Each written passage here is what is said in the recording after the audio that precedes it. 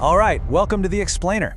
Ever wonder how you build a massive new government agency from literally nothing? Well, today, we're going to take a rare inside look. We've got our hands on the official rulebook for a brand new authority, and we're going to see exactly how the whole thing is put together. Let's jump in.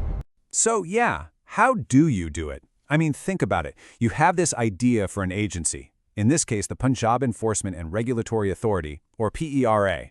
But how do you turn that name on a piece of paper into a real, living, breathing organization? With thousands of people, a clear mission, and the actual power to enforce laws.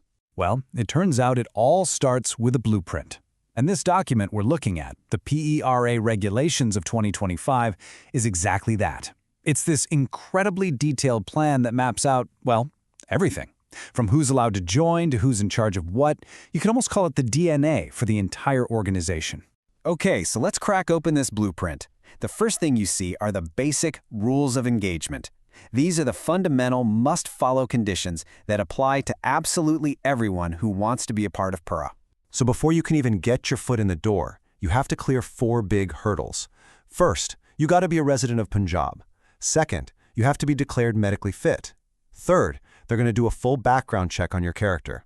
And fourth, you even have to declare if you happen to be married to a foreign national. These are the non-negotiables, the absolute entry requirements. And once you're in, the blueprint lays out a super clear path for you. It's like a career ladder that's already built. You start with recruitment, then bam, you're on probation for at least a year. During that time, it's all about training and passing exams. And only after you've jumped through all those hoops do you become a fully confirmed employee. It's a very structured journey right from day one. Okay, so we've got the rules for the team, but who's calling the shots? Let's meet the leadership. And believe me, the blueprint gets just as specific when it comes to designing the command structure, starting right from the very top. And what we see here is a classic top-down hierarchy. It's designed for maximum control and clarity. Right at the pinnacle, you've got the Director General, who only answers to the authority, that's PERA's governing board. And then every other director, whether it's admin, finance, or monitoring, reports straight up to the DG. Each one of them has a crystal clear mission. There's zero ambiguity here. All right, so with the leadership structure locked in, the blueprint then zooms in on the people you'll actually see on the street, the operational core of the agency, the public face of PERA. And on the ground, they keep the division of labor pretty simple and effective. It really boils down to 2 key roles. You have the enforcement officer, who is all about action. They're the tip of the spear, out there conducting patrols and issuing notices.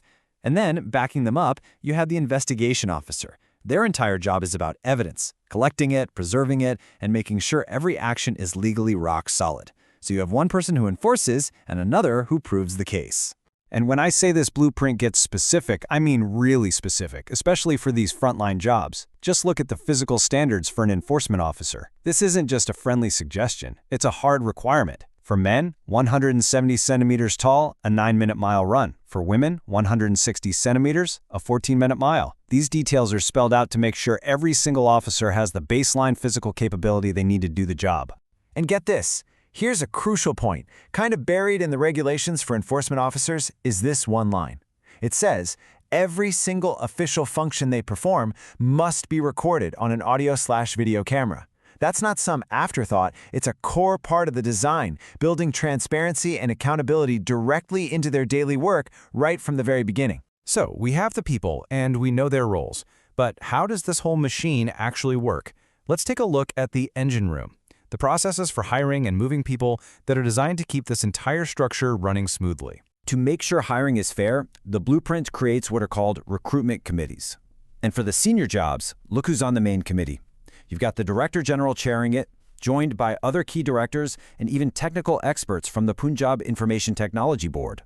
This whole setup is designed to make sure decisions are based on merit, not just one person's opinion. Now, PERA doesn't have to hire everybody from scratch. To get experienced people in the door fast, the regulations use a key process called deputation. It's basically a formal way for them to borrow an employee from another department, like the Punjab Police, for a temporary assignment. It's a smart way to get skills and experience quickly, but it's not a free pass. These candidates still have to be screened to make sure they're the right fit. And what about moving people around once they're already in? This table lays out a really clear chain of command. For most of the big transfers, especially moving officers between different districts, the Director General has the final say, but for transfers within a single district, that authority is delegated down to the local chairperson. It's a system built for both centralized control and local flexibility. So, after all of these rules, all these specific roles, and these detailed processes, what does it all add up to? What kind of organization does this blueprint actually build in the end? What this blueprint creates is a highly disciplined framework. But here's the most critical part. PERA isn't reinventing the wheel on all the HR stuff. The regulations explicitly state that for major issues like discipline, leave, and conduct, they're just going to adopt the established rules already used by the civil service and the police. So in a way, they're building a brand new house, but they're building it on a foundation made of proven, time-tested materials. And that leaves us with a final thought to chew on. When you have a blueprint that is this detailed, this structured, what becomes the real test down the road? Is the biggest challenge for this new agency going to be simply living up to the high standards of its own rigid design? Or will the true test be its ability to adapt and evolve when it inevitably runs into a situation that just isn't in the rulebook?